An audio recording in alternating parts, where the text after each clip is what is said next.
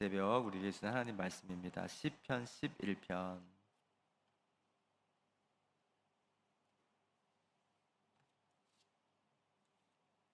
시편 11편 1절에서 7절까지. 시편 11편입니다. 다 같이 한 목소리로 합독하십니다. 내가 여호와께 피하였거늘 너희가 내 영혼에게 새같이 내 산으로 도망하라 함은 어찌함인가. 악인이 활을 당기고 화살을 시일에 먹이며 마음이 바른 자를 어두운 데서 쏘려 하는도다. 터가 무너지면 의인이 무엇을 하랴. 여호와께서는 그의 성전에 계시고 여호와는 보좌는 하늘에 있으며 그의 눈이 인생을 통촉하시고 그의 안목이 그들을 감찰하시도다. 여호와는 의인을 감찰하시고 악인과 폭력을 좋아하는 자를 마음에 미워하시도다. 악인에게 그물을 던지시리니 불과 유황과 태우는 바람이 그들의 잔에 소득이 되리로다. 여호와는 의로우사 의로운 일을 좋아하시나니 정직한 자는 그의 얼굴을 배우리다. 아멘. 기도하십니다. 하나님, 오늘도 주님이 말씀하옵소서.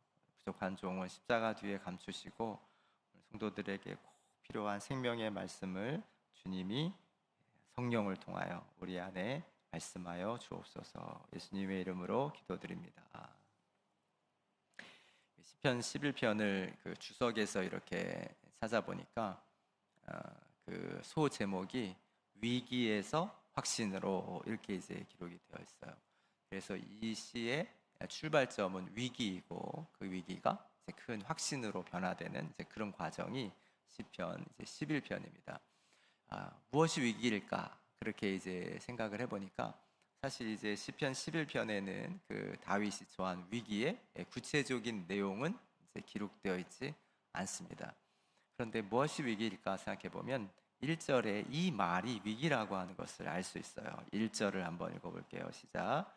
내가 여호와께 피하였거늘 너희가 내 영혼에게 새같이 내 산으로 도망하라 함은 어찌함인가. 이렇게 되어 있죠. 그래서 지금 몸이 그 성소에 이제 뒤에 성전이라는 단어가 나오는데 성전이라고 하는 단어 속에 하나님이 임재하시는 곳이라고 하는 의미가 있기 때문에 다윗이 지금 하나님이 임재하시는 곳으로 와 있는데 여기 너희라고 이제 하는 사람들이 야, 내 산으로 도망가야지.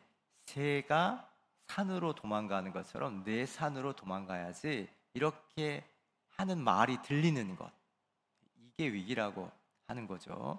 그러니까 새와 산의 관계를 생각해 보면 산에 피할 곳이 많이 있죠. 나무도 있고 뭐 바위도 있고 뭐 그렇게 수풀도 있고 그런 곳으로 피할 수 있으니까 야, 하나님께 피하지 말고 이 새가 산이라고 하는 피난처를 가진 것처럼 너의 피난처로 피해. 여기 보면 내 산으로 이렇게 되어 있죠. 그러니까 너가 피할 수 있는 곳으로 피해라. 그런 말을 듣게 되었다는 거예요. 여기 우리가 너희가라고 하는 이 말을 이렇게 동그라미 쳐놓고 이 너희가 누구였을까 생각해 보면 뭐 다윗에 가까운 사람들일 수 있겠죠. 그런 말이 들렸으니까. 그런데 그 주석을 보니까 이런 가능성도 있다. 다윗의 마음속에 들려오는 소리일 수도 있다. 그렇게 적었더라고요. 그래서 우리가 우리 인생에 어떤 문제를 가지고 주님 앞에 기도할 때 기도하면 무슨 소용이 있어. 하나님이 무슨 해결책이야. 너의 방법을 찾아봐. 라고 하는 말이 들릴 때가 우리가 하나님 안에서 진짜 위기라고 하는 거예요. 2절을 한번 읽어보겠습니다. 시작. 악인이 활을 당기고 화살을 시위에 먹이며 마음이 바른 자를 어두운 데서 쏘려 하는도다. 다윗이 이 이야기를 마치 어둠 속에서 날아오는 화살과 같다. 그렇게 말합니다. 어둠 속에서 화살이 날아오면 여기 피하기가 얼마나 어려워요. 그런 것처럼 우리가 세상 살아가고 인생의 위기를 계속해서 만나다 보면 하나님이 무슨 소용이야 라고 하는 그런 화살과 같은 말을 듣게 된다고 하는 거예요. 근데 그 화살의 내용이 또 구체적으로 무엇이냐면 3절을 읽어보겠습니다. 시작. 터가 무너지면 의인이 무엇을 하랴. 이 말이 세상이 우리에게 또 하나님을 떠난 악한 세력이 사단 마귀가 우리에게 들려주는 야 이거 터가 무너지면 너 어떻게 할 거야 이렇게 말하는 거죠. 이 터라는 것을 묵상해 보면 그것은 어떤 삶의 기초를 말할 것입니다. 건강. 저도 이제 다음 주에 건강 검진을 이렇게 예약을 해놨는데 건강 검진 이렇게 들어갈 때마다 약간 좀 마음이 이렇게 좀 두근두근 하는 게 있어요. 아우 또 의사 선생님이 뭐 무슨 말 한마디 이렇게 하는 거 아니야? 막 이런 거 막 그런 거 있죠. 가만 상상해 보면 이 건강을 잃는다면 이런 이제 생각을 할 수 있고요. 가정도 우리의 삶의 기초이고 또 우리의 직장이나 사업도 우리의 인생의 기초죠. 이제 끝장이야. 그거 없어. 이제 너 이렇게 말하게 될 때 세상이 그거 무너지면 어떻게 하려고? 그거 없어지면 어떻게 할 거고? 너 망한 거 아니야? 그렇게 말하는 소리를 듣게 된다고 하는 거예요. 그런데 다윗이 이때에 하나님을 기억해요. 4절을 읽어보겠습니다. 시작. 여호와께서는 그의 성전에 계시고 여호와의 보좌는 하늘에 있으며 그의 눈이 인생을 통촉하시고 그의 안목이 그들을 감찰하시도다. 다시 한번 읽어볼게요. 시작. 여호와께서는 그의 성전에 계시고 여호와의 보좌는 하늘에 있으며 그의 눈이 인생을 통촉하시고 그의 안목이 그들을 감찰하시도다. 아멘입니까? 여기 이제 그 통촉하다라고 하는 말, 감찰하다 이제 어려운 시어인데 하나님이 우리를 바라보시기 때문에 통촉이란 단어를 썼고 감찰이라고 하는 단어는 하나님이 우리를 살피신다. 원래 이 감찰이 그 금속의 그 성분을 조사하다 이런 의미가 있거든요. 시험해보다 이런 의미가 있어요. 그러니까 하나님이 우리를 아주 막 어떻게 하나 보자 이렇게 보고 계신 거예요. 제가 이 말씀을 묵상하다가 권투 경기가 이렇게 생각이 났어요. 권투 경기에는 심판이 여러 명이 있습니다. 아시죠? 그래서 링 위에 있는 심판도 있죠. 이 심판은 뭐 하는 거예요? 혹시 선수가 다치지 않나? 이게 뭐 주먹으로 사람을 때리니까 혹시 반칙으로 막 사람을 이렇게 공격하지 않나? 그것만 이렇게 보고 있는 거죠. 이게 통촉이에요. 감찰은요. 몇 대나 때렸나? 점수가 어떻게 되나? 밑에서 점수를 계산하는 사람이 이제 감찰이죠.